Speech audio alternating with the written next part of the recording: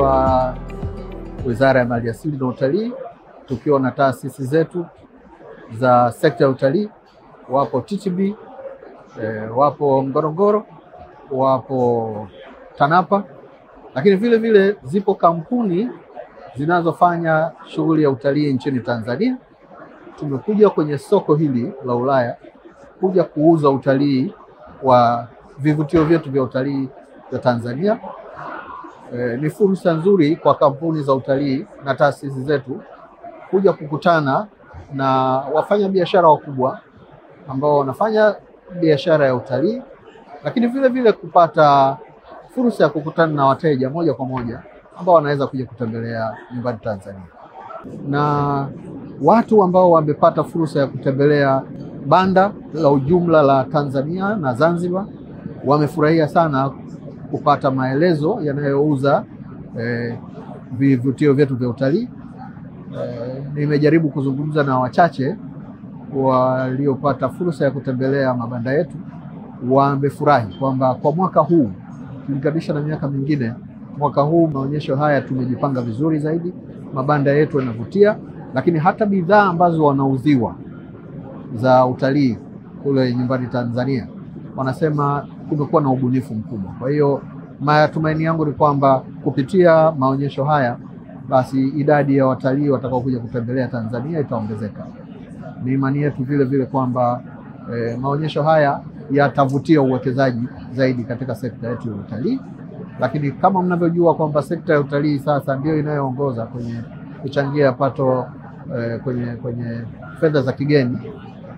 Karibu 25% za fedha za kigeni zinatokana na sekta ya utalii. Imani yetu ni kwamba sasa kupitia maonyesho haya na maonyesho mengine ambayo yanaendelea, sekta hii itaendelea kukua na mchango wake utaendelea kukua. Tunategemea ukuaji wa sekta hii kwenye sehemu ya kuajiri. Kama mnavyofahamu sasa hivi sekta hii inaajiri watu 1.6 million. Imani yetu ni kwamba katika kipindi kifupi kijacho idadi hiyo itaongezeka kulingana na uwekezaji mkubwa ambao serikali inafanya, hasa katika kufungua ule ukanda wa kusini, lakini vile vile uwekezaji katika maeneo mengine ambayo ni ya kimkakati katika nchi yetu, lakini uwekezaji kwenye viwanja vya ndege, barabara. Kwa hiyo itafungua access ya masoko yetu na maeneo yetu ya utalii katika nchi, hivyo kuweza kufikika kwa urahisi zaidi, na hii itavutia uwekezaji zaidi wa mahoteli. Kama mnavyofahamu, tuna changamoto ya vyumba na malazi kutokana na wingi wa watalii wanaokuja nchini. Kwa hiyo hii ni fursa vile vile tunaitumia sasa hivi kuwaita wawekezaji waje wawekeze nyumbani kwenye eneo hilo la sekta ya mahoteli ili waweze kunufaika, lakini na sisi kama taifa tuweze kunufaika. Naitwa Naomi Mbilinyi, ni coordinator wa onyesho hili la ITB hapa Berlin kwa upande wa Tanzania. Tunashukuru Mheshimiwa Rais, tunashukuru wanawake wote walio participate kwenye onyesho hili. Kama Tanzania tumewakilishwa na wanawake wengi katika mwezi huu ambao tunasherehekea siku ya mwanamke duniani. Wanawake katika utalii tumeonyesha mstari wa mbele sana kujitokeza katika kutangaza utalii katika onyesho hili, soko hili la Berlin la Ujerumani.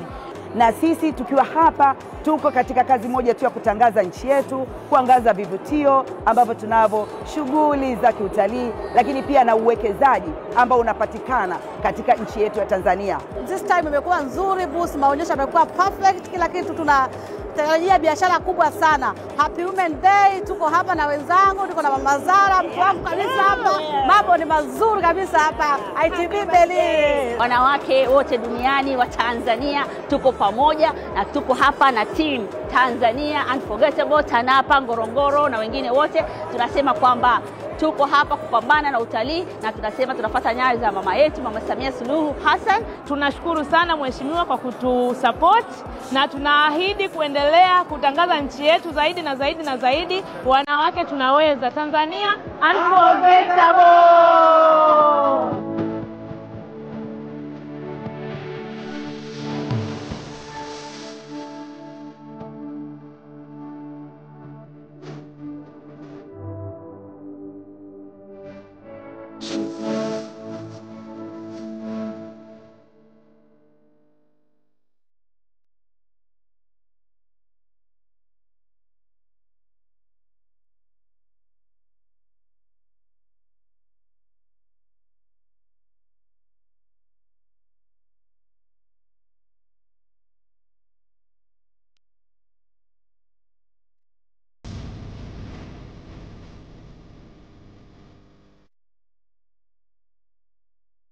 The VR experience was really great, really great. I felt like I was in safari.